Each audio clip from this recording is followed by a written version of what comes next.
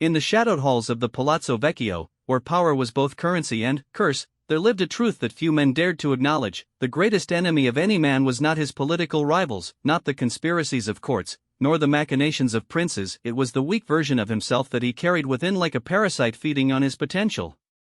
Marcus Aurelius Toretti understood this truth with crystalline clarity as he stood before the massive oak doors that separated him from the council chamber where his fate would be decided. At 35, he had built a commercial empire that stretched from the ports of Genoa to the trading posts of Constantinople, yet today he faced the possibility of losing everything to a single accusation of fraud leveled by his former business partner, Lorenzo de' Medici the Younger. The irony was not lost on him.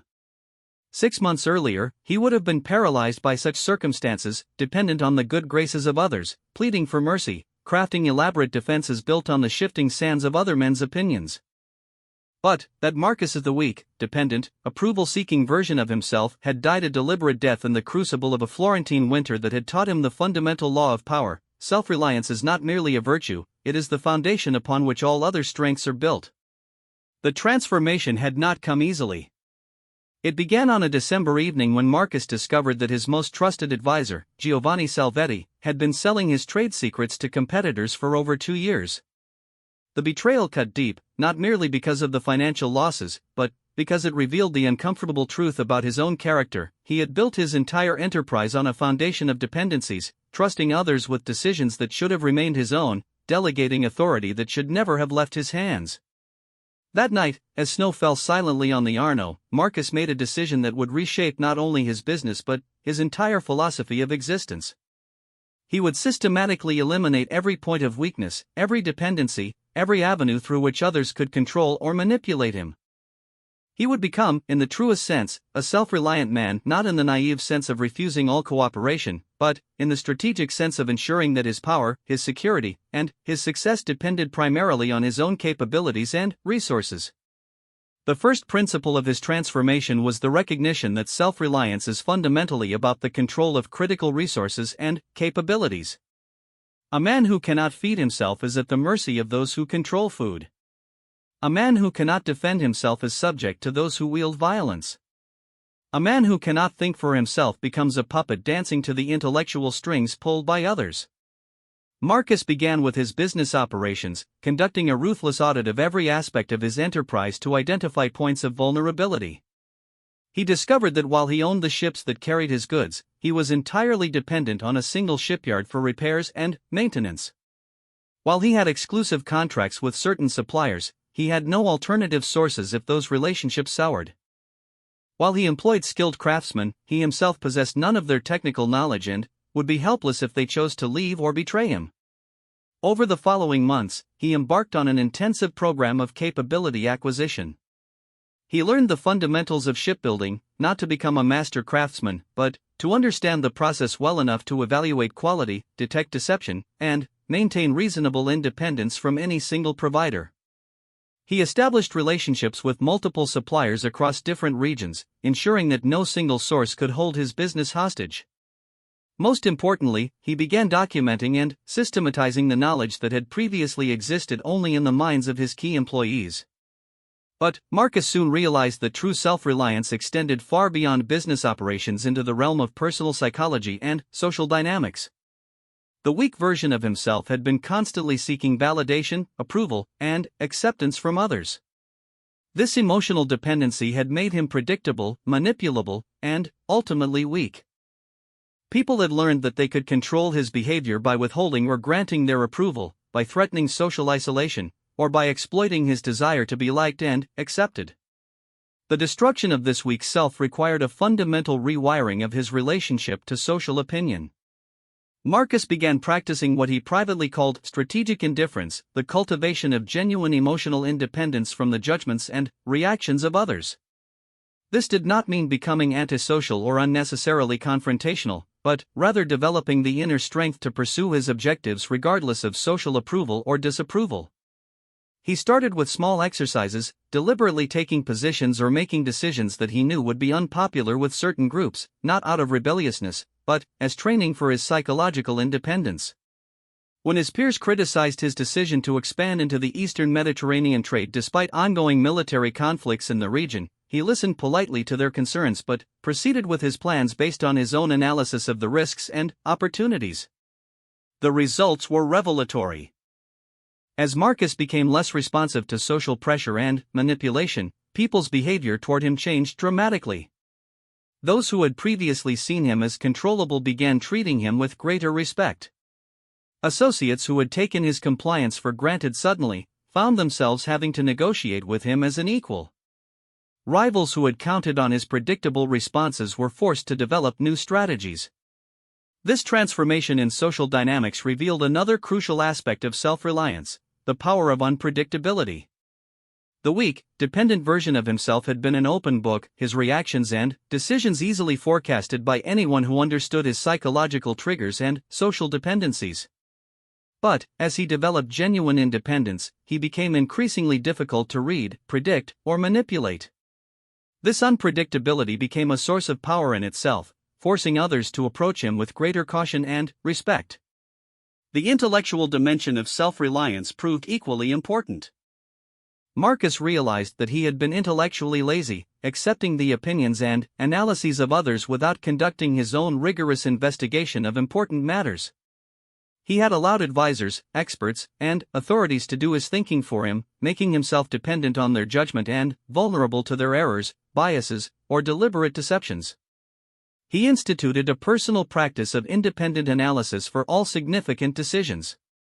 Before accepting any expert opinion or advisor recommendation, he would conduct his own research, seek multiple perspectives, and develop his own understanding of the relevant factors.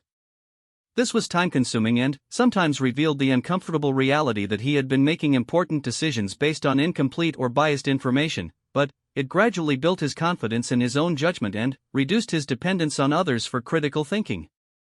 The financial aspect of self-reliance required perhaps the most dramatic changes in Marcus's approach to wealth and security. He had always understood the importance of financial independence in principle, but his actual financial structure was riddled with vulnerabilities. His wealth was concentrated in a few large investments, his liquidity was limited, and his income was dependent on relationships and agreements that could be terminated by others. He began a systematic process of financial fortification, diversifying his investments across different industries, regions, and asset types. He built up substantial cash reserves that could sustain his operations and lifestyle for extended periods without income. Most importantly, he structured his finances so that no single person, institution, or event could deliver a devastating blow to his economic security. This financial independence had profound psychological effects beyond mere security. Money, Marcus realized, was not valuable primarily for the luxuries it could purchase, but for the freedom it provided: the freedom to say no to unwanted requests, to leave unsatisfactory situations, to take risks that others couldn't afford, and to maintain his principles even when doing so carried economic costs. As winter gave way to spring, Marcus began to notice that his transformation was generating unexpected benefits in areas he had not directly targeted. His increased self-reliance had made him more attractive as a business partner because others could count on him to fulfill his obligations regardless of external pressures. His emotional independence had improved his personal relationships because people could interact with him authentically rather than trying to manipulate him. His intellectual independence had sharpened his judgment and decision-making, leading to better outcomes across all areas of his life. But perhaps the most significant change was internal. The constant anxiety that had plagued the weak version of himself, the fear of disapproval, of abandonment, of failure, had largely disappeared. When a man knows that he can survive and thrive regardless of what others do to him, when he has developed the capabilities to handle whatever challenges arise, when his security and success depend primarily on his own efforts rather than the whims of others, he experiences a profound sense of peace and confidence that no external achievement can provide. This inner transformation was evident in his posture, his voice, his manner of interaction with others. People sensed that they were dealing with a man who could not be easily intimidated, manipulated, or broken. This perception became self-reinforcing, as others began approaching him with the respect and caution that they reserved for truly formidable individuals. The philosophical implications of his transformation gradually became clear to Marcus. Self-reliance was not merely a practical strategy for achieving security and success, but a fundamental principle of human dignity and power. A person who depends on others for his basic needs, for his emotional well-being, for his opinions and judgments, for his sense of worth and identity, is essentially a slave, perhaps a comfortable slave, perhaps a willing slave, but a slave nonetheless. True freedom required the development of genuine independence, not the naive independence of isolation, but the strategic independence of capability and self-sufficiency. This did not mean refusing all cooperation or assistance, but rather ensuring that such cooperation came from a position of strength rather than desperation, choice rather than necessity. The Machiavellian insight was that power relationships are fundamentally about dependence and independence. Those who can provide what others need but do not need much from others in return hold the dominant position. Those who need much from others but have little to offer in return find themselves in subordinate positions. The cultivation of self-reliance was therefore not just a personal development strategy, but a systematic approach to shifting the balance of power in one's favor across all relationships and situations. As Marcus stood before those oak doors, feeling the weight of the moment but not the paralyzing fear that would have consumed his former self, he understood that regardless of what happened in that council chamber, he had already achieved the most important victory possible. He had destroyed the weak version of himself and become truly indestructible. Not indestructible in the sense that no harm could come to him, but indestructible in the sense that no external force could fundamentally destroy his capacity to survive, adapt, and ultimately thrive. The doors opened, and Marcus walked into the chamber with the quiet confidence of a man who had learned the greatest secret of power, that true strength comes not from dominating others, but from becoming immune to domination by others through the systematic cultivation of self-reliance. Part 2, The Forge of Independence. The council chamber buzzed with the nervous energy of men who had gathered to witness what they expected to be a spectacular downfall. Lorenzo de' Medici the Younger sat at the head of the long table, his fingers drumming against the polished wood with barely contained anticipation. Around him, the merchant princes of Florence had assembled like vultures, drawn by the prospect of dividing the remnants of Marcus's commercial empire among themselves. But, as Marcus entered the room and took his place at the defendant's chair, something in his demeanor caused the predatory excitement to dim. Gone was the anxious, approval-seeking merchant they had known for years. In his place stood a man whose calm self-possession suggested that he viewed these proceedings not as a trial, but as merely another business negotiation. "Gentlemen," Marcus began, his voice carrying easily through the chamber, "I understand that certain accusations have been made regarding my recent Eastern trade ventures. Before we proceed, I believe it would be instructive to examine the nature of dependency and how it shapes men's actions." Lorenzo's eyes narrowed. This was not the desperate pleading he had anticipated. "The charges are quite specific, Toretti. Documents have been presented showing systematic fraud in your commodity reports, deliberate manipulation of prices, and breach of partnership agreements. What possible relevance could philosophical discussions have to these concrete accusations?" Marcus smiled slightly, and those who knew him well might have recognized this particular expression from his negotiations with the Ottoman merchants, polite, patient, and utterly without fear. "Because, my dear Lorenzo, the very existence of these charges demonstrates a fundamental misunderstanding of power and dependence that I believe this assembly would benefit from examining." Over the next hour, Marcus systematically dismantled not only the accusations against him but the entire premise upon which his accusers had built their case. The documents Lorenzo presented as evidence of fraud were revealed to be based on incomplete information that Lorenzo had possessed only because Marcus had chosen to share it during their partnership. The price manipulations Lorenzo described were actually standard market responses to information that Lorenzo lacked because he had never developed independent intelligence networks in the Eastern markets. But Marcus's defense went far deeper than mere factual refutation. As he spoke, he revealed the intricate web of dependencies that had made Lorenzo vulnerable to the very losses he was now trying to blame on Marcus.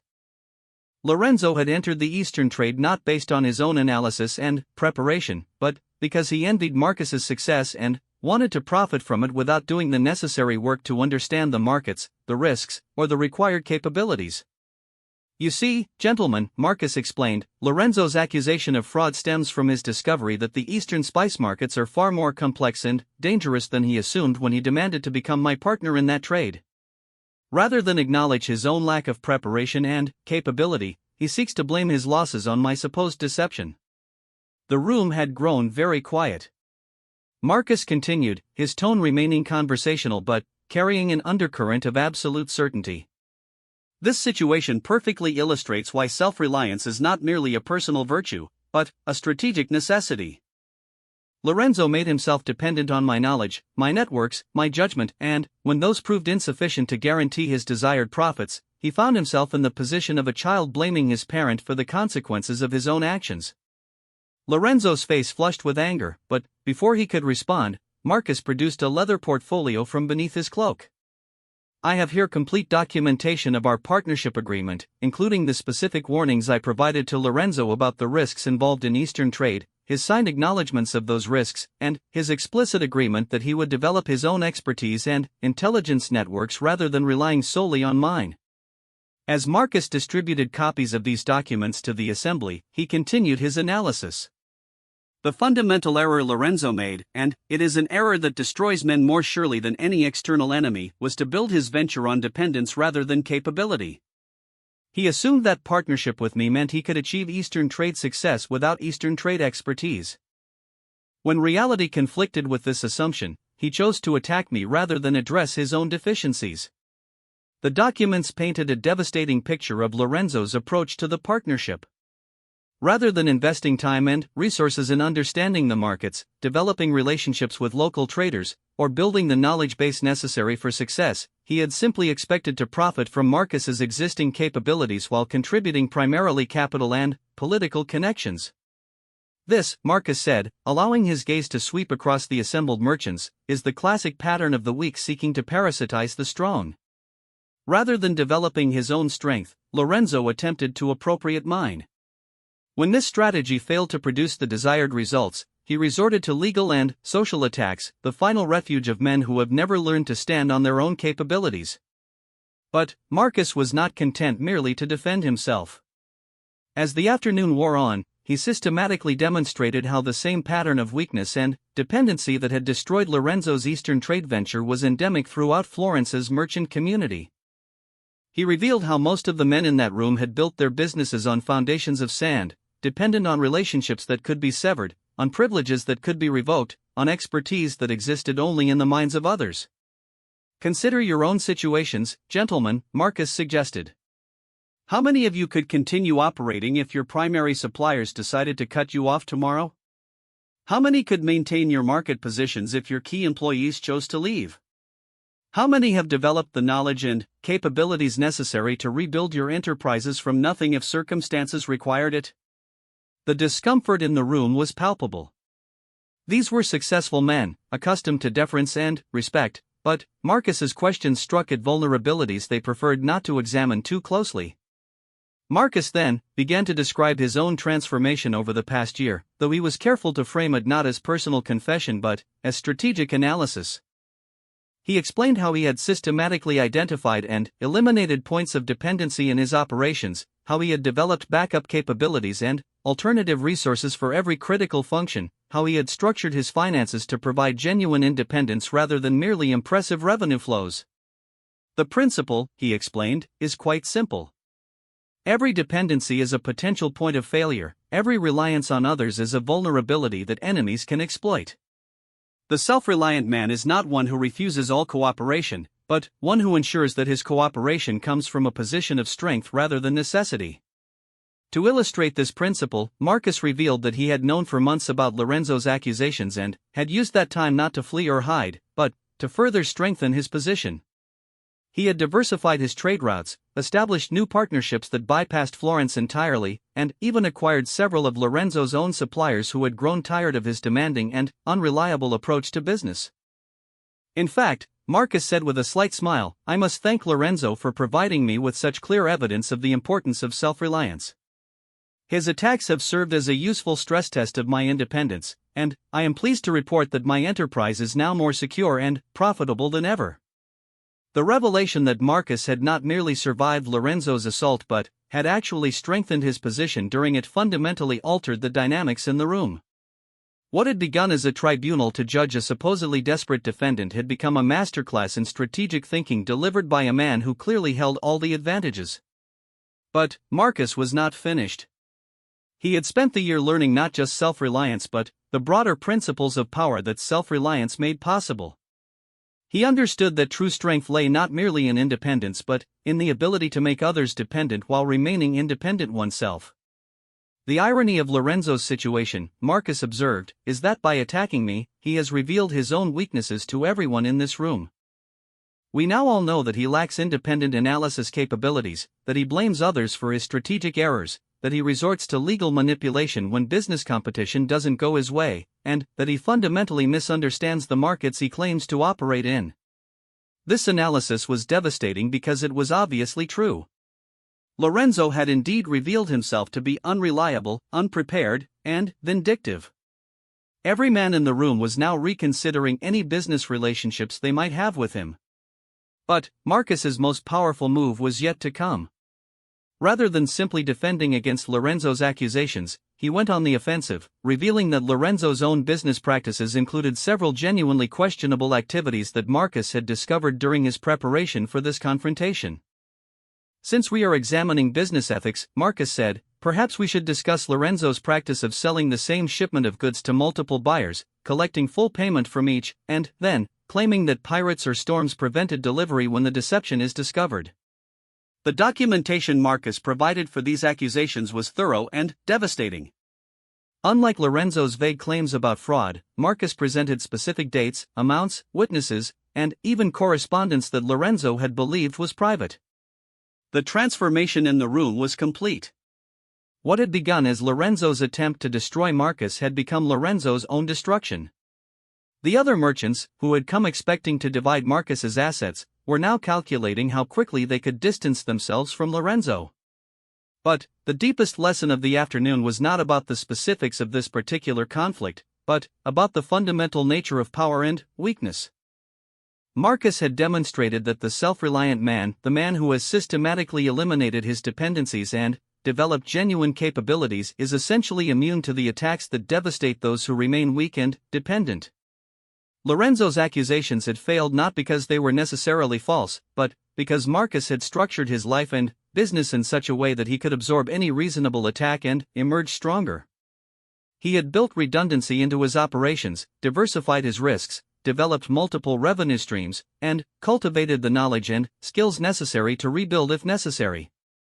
More importantly, Marcus had demonstrated that true power comes not from the ability to attack others, but from the ability to make oneself immune to attack. The man who cannot be significantly harmed by others holds a position of strength that allows him to negotiate from advantage, to take risks that others cannot afford, and to maintain his principles even when doing so carries costs. As the formal proceedings concluded, with Lorenzo's accusations dismissed and his own credibility in ruins, Marcus reflected on the deeper implications of what had occurred. The destruction of his weak, dependent former self had not been merely a personal transformation, but a strategic repositioning that had made him effectively invulnerable to the kinds of attacks that could destroy other men. The assembled merchants filed out of the chamber in subdued silence, each contemplating the uncomfortable questions Marcus had raised about their own vulnerabilities and dependencies. Lorenzo himself left quickly, his face gray with the realization that his attempt to destroy an enemy had resulted in his own destruction. But Marcus remained seated for several minutes after the room emptied, not savoring his victory but considering the broader lessons of the day. Self-reliance, he understood, was not a destination but a continuous process. The world was constantly changing, new vulnerabilities were always emerging, and the man who wished to remain truly independent had to be constantly vigilant and adaptive. The greatest insight from his transformation was that strength and weakness were not fixed states but dynamic conditions that could be consciously cultivated or unconsciously allowed to atrophy. Every day presented choices between dependence and independence, between the easy path of relying on others and the more difficult path of developing one's own capabilities. The weak version of himself had made the easy choices, accepting dependencies that seemed convenient in the short term but created vulnerabilities in the long term. The strong version had learned to make the harder choices, investing in capabilities that required effort to develop but provided genuine security and power once acquired. As Marcus finally rose from his chair and walked toward the chamber doors, he understood that he had not merely won a legal battle but had demonstrated a fundamental truth about power and human nature. The man who destroys his weak self, who systematically eliminates his dependencies and develops genuine self-reliance, truly cannot be destroyed by others, because he has removed the points of leverage that others could use against him. The evening sun streamed through the tall windows of the Palazzo Vecchio, casting long shadows across the empty chamber. But Marcus walked without shadows, a man who had learned to provide his own light. Part 3. The Immortal Foundation. 5 years had passed since the confrontation in the council chamber, and Marcus Aurelius Toretti stood once again in a place of judgment, this time not as defendant, but as the quiet architect of a merchant republic that had begun to reshape the balance of power across the Mediterranean world. The city-state of Terentia, built on an island between Sicily and North Africa, existed as a testament to the ultimate expression of self-reliance, the creation of an entire society based on the principles of independence and strength. The founding of Terentia had not been born from ambition alone, but from necessity. Marcus had learned that even the most self-reliant individual remained vulnerable to the collapse of the larger systems within which he operated. Political upheaval, economic warfare, religious persecution, and social chaos could destroy even the most carefully constructed independence if a man remained embedded within societies built on weak foundations. The solution had required thinking beyond personal self-reliance to civilizational self-reliance. If individuals needed to eliminate dependencies to achieve true strength, then entire societies needed to do the same to achieve genuine security and prosperity. Terentia had been conceived as an experiment in collective independence, a demonstration of what became possible when the principles of self-reliance were applied at the scale of an entire community. The island itself had been strategically chosen for its natural advantages. Located at the crossroads of major trade routes but isolated enough to defend, blessed with freshwater springs and fertile soil but small enough to develop cohesive social structures, Terentia offered the perfect laboratory for Marcus's vision of a self-reliant society. The first settlers had been carefully selected not for their wealth or connections, but for their capabilities and character. Marcus had recruited master craftsmen who could build and maintain the infrastructure of civilization, experienced farmers who could establish food security, skilled merchants who understood international trade, learned scholars who could preserve and advance knowledge, and proven warriors who could defend what they had built. But, most importantly, every settler had been required to demonstrate genuine self-reliance in their personal lives before being invited to join the community. Marcus understood that a society of dependent individuals could never achieve collective independence, regardless of its resources or defenses. The economic foundation of Terentia was built on the principle of strategic diversification.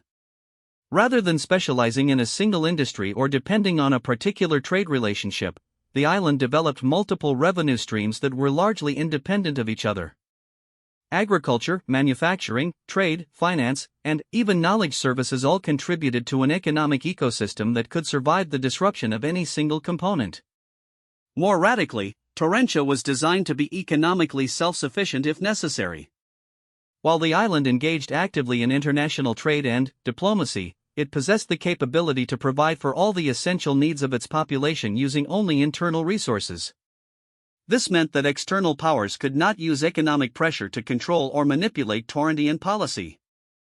The political structure Marcus implemented reflected his understanding that self-reliance at the societal level required the same careful attention to dependencies and vulnerabilities that characterized individual self-reliance. Rather than concentrating power in the hands of a single ruler or small elite, which would create dangerous points of failure, Terentia developed a distributed system of governance that could function even if significant portions of its leadership were compromised.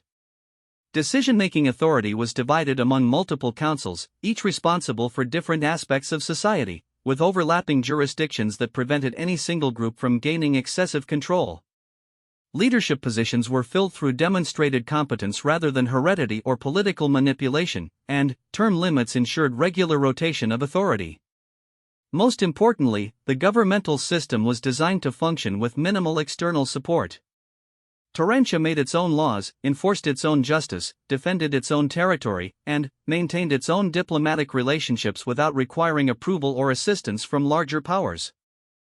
The military philosophy of Terentia embodied the same principles of self-reliance that governed its economics and politics. Rather than depending on mercenaries or foreign alliances for defense, every citizen was trained in warfare and expected to contribute to collective security. The island's defenses were built around the assumption that external help would not be available and that the community would need to rely entirely on its own resources and capabilities. But Marcus had learned from his personal transformation that true strength came not from the ability to defeat enemies, but from the ability to make oneself an unattractive target for attack. Terentia's military strategy emphasized deterrence through obvious strength rather than aggressive expansion or preemptive attacks. The island's fortifications were visible from great distances, its population was clearly prepared for warfare, and its economic independence meant that conquest would yield little benefit to attackers. More importantly, Terentia maintained strict neutrality in the conflicts of larger powers, making it clear that it posed no threat to anyone's interests while being obviously capable of defending its own. The cultural and intellectual life of Terentia reflected Marcus's understanding that self-reliance required not just practical capabilities but also intellectual independence. The island's schools taught critical thinking and independent analysis alongside practical skills. Citizens were encouraged to question authority, examine evidence, and form their own opinions rather than accepting received wisdom. Libraries and research institutions were established to preserve knowledge and develop new understanding, ensuring that Terentia would not become dependent on external sources for intellectual advancement. Scholars from across the Mediterranean were invited to visit and contribute to this intellectual development, but always with the understanding that knowledge belonged to the community that developed it rather than to external powers that might try to control it.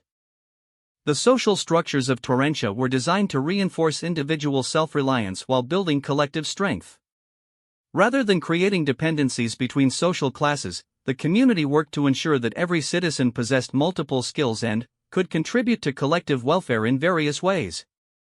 A farmer was also trained as a warrior and educated as a scholar. A merchant was also skilled as a craftsman and prepared as a defender. This approach to social organization meant that the loss of any individual or small group of individuals would not cripple essential functions. More importantly, it meant that every citizen had personal experience with the principles of self-reliance and understood their importance both individually and collectively. Marriage and family structures in Terentia emphasized the development of capable, independent individuals rather than the creation of dependent relationships. Children were raised to be self-sufficient and were expected to contribute to their families and communities from an early age. Adults were encouraged to form partnerships based on mutual strength rather than mutual dependency. The religious and philosophical life of the island was built around the understanding that genuine spirituality required personal responsibility and individual development rather than dependence on external authorities or institutions. While various religious traditions were respected and practiced, the community emphasized the development of personal virtue and character rather than obedience to institutional authority. Marcus had learned that his personal transformation from weakness to strength had required not just practical changes but also philosophical and spiritual development. The same proved true for the collective transformation of Terentia. The community needed shared values and principles that would guide decision-making and behavior even when formal authorities were absent or compromised. The results of this experiment in civilizational self-reliance became evident as Terentia matured. Despite its small size, the island punched far above its weight in international affairs because other powers knew they were dealing with a community that could not be easily pressured, manipulated, or intimidated.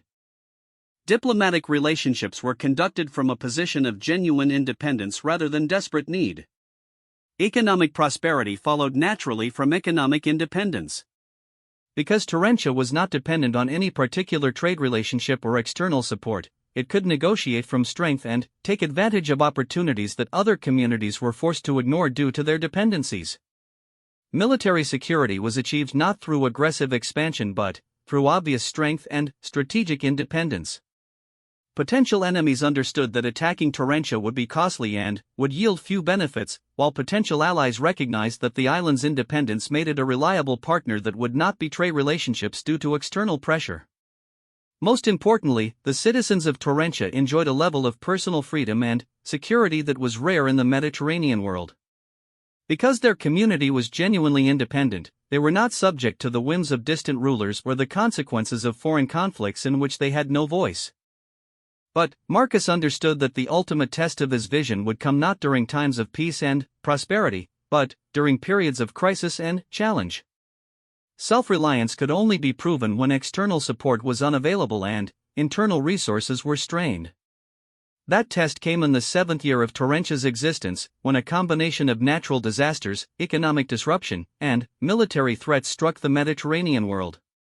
Volcanic activity disrupted agriculture across Sicily, plague reduced trade throughout North Africa, and military conflicts between major powers created dangerous instability in sea lanes. Communities that had built their prosperity on external dependencies found themselves facing catastrophic collapse. Cities that relied on single crops faced famine. Merchants who depended on particular trade routes found themselves bankrupt. Political entities that had relied on foreign support discovered themselves abandoned to face internal rebellions and external invasions. But Terentia weathered the crisis with remarkable stability. Its diversified agriculture meant that volcanic ash from Sicily caused inconvenience but not famine. Its multiple trade routes and economic diversity meant that the disruption of any single source of income was manageable. Its political independence meant that it was not dragged into conflicts that served the interests of distant powers rather than its own citizens. Most importantly, the crisis revealed that the principles of self-reliance that Marcus had developed for his personal transformation could indeed be successfully applied at the scale of an entire civilization. A community of genuinely self-reliant individuals, organized according to principles of independence and strength, could achieve a level of security and prosperity that remained stable even when the larger world was convulsed with chaos. As Marcus stood on the highest tower of Terentia's central fortress, looking out over a thriving community that had proven its viability under the harshest conditions, he reflected on the journey that had brought him to this point. The weak, dependent version of himself that had once cowered before the possibility of Lorenzo's accusations seemed like a character from someone else's life. But the deeper lesson was not about personal transformation alone. Marcus had discovered that the principles of self-reliance were not merely individual virtues but fundamental laws of human organization. Any person, family, community, or civilization that built its existence on dependencies rather than capabilities was ultimately vulnerable to forces beyond its control. The creation of genuine security and prosperity required the systematic cultivation of independence at every level: personal, economic, political, military, intellectual, and spiritual. This did not mean isolation or the rejection of beneficial cooperation, but rather ensuring that cooperation came from a position of strength rather than desperate need. The man who destroyed his weak self, Marcus now understood, was engaging in the same fundamental process as the community that eliminated its dependencies and the civilization that achieved genuine self-sufficiency. In each case, the goal was to remove the points of leverage that others could use to control, manipulate, or destroy what had been built. The ultimate insight from his decades of study and practice was that indestructibility was not about building walls high enough or armies strong enough to repel all attacks. True indestructibility came from eliminating the vulnerabilities that made attacks effective in the first place. A man who could not be bribed had eliminated the vulnerability to corruption. A man who could not be isolated had eliminated the vulnerability to social pressure. A man who could not be impoverished had eliminated the vulnerability to economic manipulation. A man who could not be deceived had eliminated the vulnerability to intellectual manipulation. Similarly, a community that could not be starved had eliminated the vulnerability to economic warfare. A community that could not be conquered had eliminated the vulnerability to military attack. A community that could not be corrupted had eliminated the vulnerability to internal subversion. A community that could not be deceived had eliminated the vulnerability to propaganda and manipulation. The process of becoming indestructible through self-reliance was therefore not about building offensive capabilities but about eliminating defensive vulnerabilities. It was the difference between trying to become so strong that no one could defeat you and becoming so independent that no one could control you. As the sun set over the Mediterranean, casting golden light across the thriving streets of Terentia, Marcus understood that he had witnessed and participated in something historically significant. The experiment in civilizational self-reliance had proven that the principles he had discovered through personal transformation could be successfully applied at any scale of human organization. The weak version of himself had been destroyed so completely that it now seemed inconceivable that he had ever lived in such dependency and vulnerability. But, more importantly, he had demonstrated that the same transformation was possible for entire communities and civilizations.